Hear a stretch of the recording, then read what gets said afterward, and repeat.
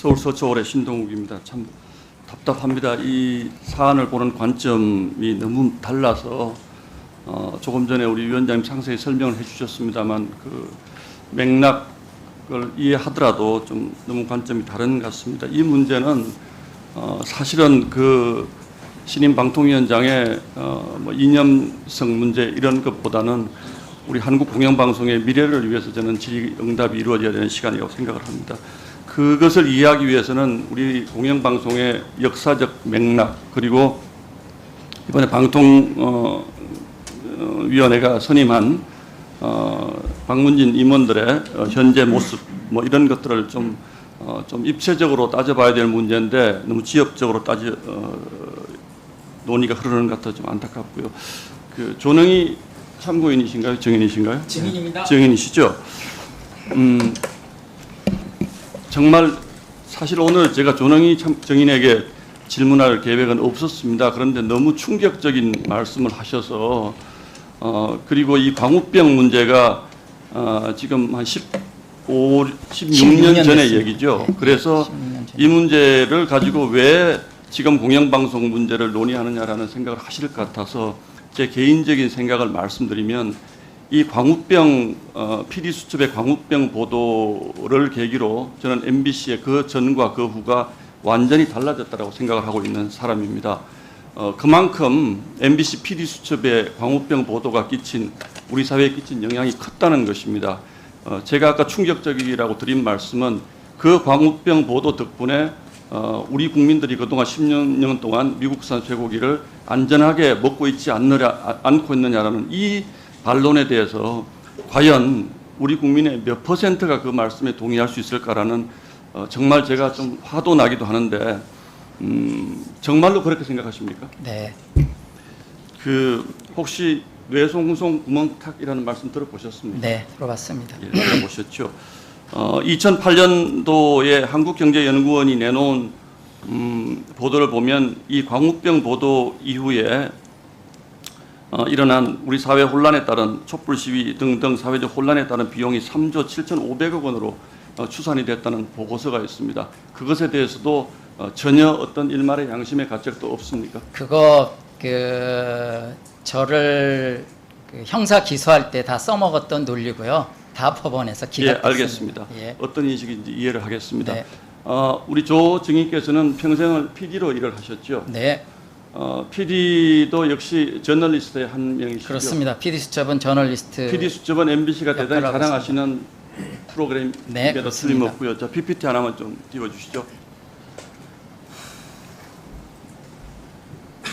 자, 계속 일부 표현의 문제라고 지적하시는 이 부분입니다.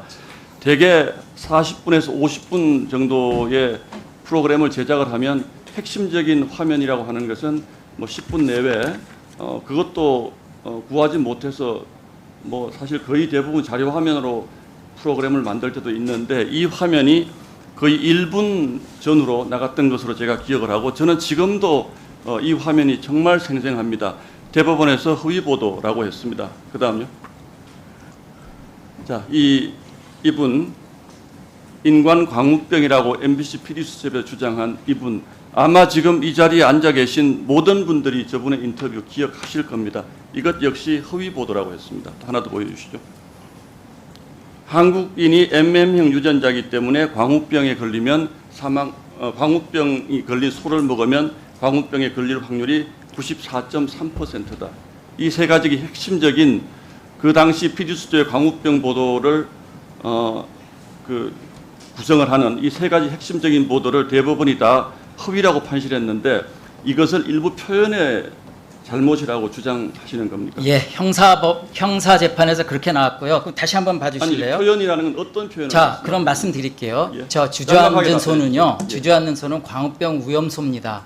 그런데 당시 그 MC가 저 광우병 소로 해서 그 실수는 저희가 인정했고요. 그 다음에 광우병 저희 보도가 된 한 달 후에 미국에서 오바마 대통령이 제가 주저앉은 소의 도축을 금지했습니다. 제가 여쭤보고 싶은 거는 그것이 아니고요. 그런 표현입니다. 그 당시에 이 PD 수첩 그 제작을 지휘하실 때 네. 저 1분짜리 화면의 소스에 대해서 확인하셨습니까? 그럼요. 전 멘트 잘못입니다. 저거는 미국에서 아니요, 주저앉는 소 누구의 잘못입니까? 주저앉은 소의 멘트가 잘못됐다는 건 저희가 아니요, 인정했고요. 그 화면 고쳤습니다. 어디서 구한 거라고 알았습니까? 그 화면은 미국의 아주 미국의 민간 단체가 잠입 취재한 겁니다. 그래서 그 다음부터 미국에서 정책을 바꿨습니다. 저희 보도 덕분에요.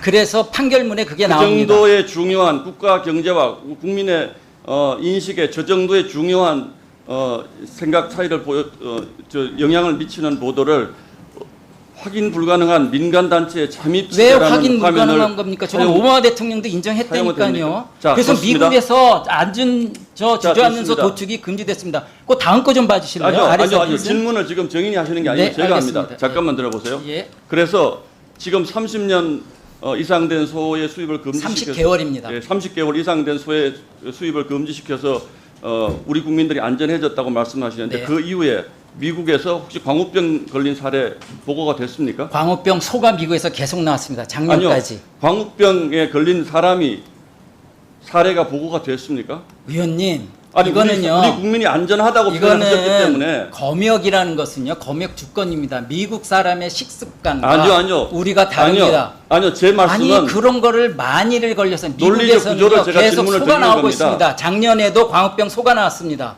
이거 아니요, 어떻게 논리적 해석하실래요? 구조를 우리 정인의 표현대로라면 미국에서 수많은 광우병 환자가 나왔는데 우리는 30개월 미만의 소만 수입하도록 했기 때문에 우리 국민들이 안전하다 이렇게 하면 그 논리적 구조가 맞는데 아닙니다. 아니 아무런 그 미국에서도 문제가 없었던 것을 우리 왜? 한국이 그 보도 덕분에 잠깐 들어보세요. 그 보도 덕분에 우리 한국인이 안전했다 이런 궤변이 세상에 어디가 있습니까? 궤변이 아니고요. 검역 주권이라는 것은 자, 각 검역 나라의- 주권 얘기를 아니, 지금 답을 시간이 짧기 들어주십시오. 때문에요. 그럼 검역 한번 주권 더 얘기를 하시죠. 예. 들으려고 한 것이 아닙니다. 그다음에 그 다음 저는 아니요, 그 다음을 왜 정인이 자꾸 그 다음 허위라고 했으니까 허위가 아니라는 걸 진행합니다. 말씀드리려고요. 제가 진행하니까요. 가만 계시고요. 두 가지 점.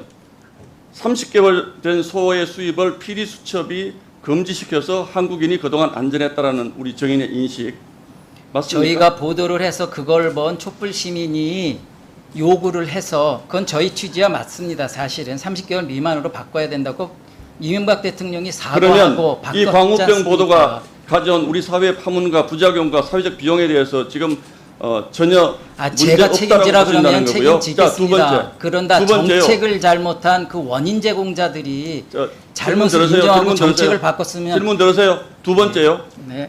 MBC PD 수첩의 제작이라는 것의 수준이 저 정도입니까? 저는 그것에 대해서도 대단히 의심스럽습니다. 그러면 우리 평생을 제작을 해오신 우리 조능희 그 정의께서는 저런 식으로 PD 수첩을 그동안 계속 제작을 하셨습니까? 저런 식이 아니라 보도라는 아니 대법원에서 것은 허위라고 판정을 내리지 그 않았습니까? 세 가지 사실 갖고 말씀드리잖아요 지금. 그게 가장 핵심적인 사안입니다. 그거를 그 부인하시면 핵심을 안 누가 되고요. 정했습니까? 그것을 부인하시면 안 되고요. 좋습니다. 핵심이라고 치고요. 자, 자, 그 두 가지 들어가십시오. 보여주십시오. 들어가십시오. 예, 다 들었습니다. 들어가세요. 예, 들어가세요. 다 들었습니다. 아, 알겠습니다. 예, 시간이 없기 때문에요. 짧게 여쭙겠습니다. 자, 문호철 정인 나오셨죠? 제가 자꾸 그 방송 장악이라는 표현을 쓰셔서 이 과거의 얘기를 하지 않을 수가 없습니다. 2017년도 문재인 정부가 들어서고 이제 소위 MBC 장악 문건이라는 게 있지 않았습니까? 알고 계십니까 혹시? 알고 있습니다. 언제입니까? 2017년? 그 당시 2017년도에 민주당이 내세웠던 방송 장악 문건이라고 그 당시 대대적으로 보도가 됐던 사안인데 그 내용이 2017년 말입니까? 17년도 그 당시 그 8월 9월 달에 그것이 드러났는데 그 전부터 5월 달에 대선이 있었기 때문에 그때부터 시작이 됐던 거죠. 그래서 자, 그게 알겠습니다. 내용은 대부분이 다 알고 있습니다. 5월부터 8월이면 석 달입니다. 석 달 사이에 MBC의 모든 이사진을 내쫓고 새로운 MBC의 경영진을 구성하려고 했던 것이 방송 장악입니까? 아니면 지금 윤석열 정부 들어서 몇 년 지났습니까? 7년이 지났습니다. 정부- 2년이 지났습니다만 2년이 아직까지 지났죠. 별 차이가 그런데 없죠.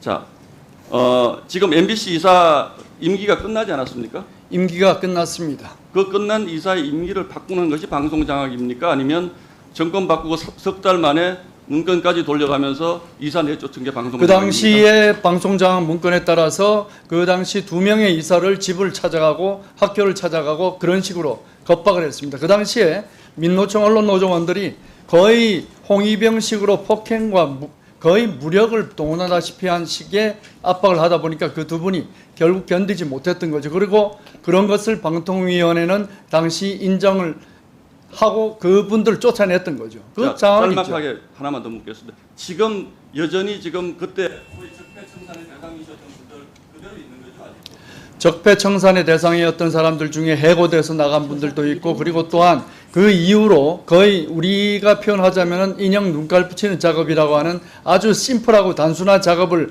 계속했던 사람들도 있었고, 여기 있는 오정환 참고인 같은 경우는 심지어는 아르바이트 학생들이 했던 그런 자료 정리 작업을 몇 년 동안에 계속했습니다. 이제 이 정도 드렸으면 됐죠? 예.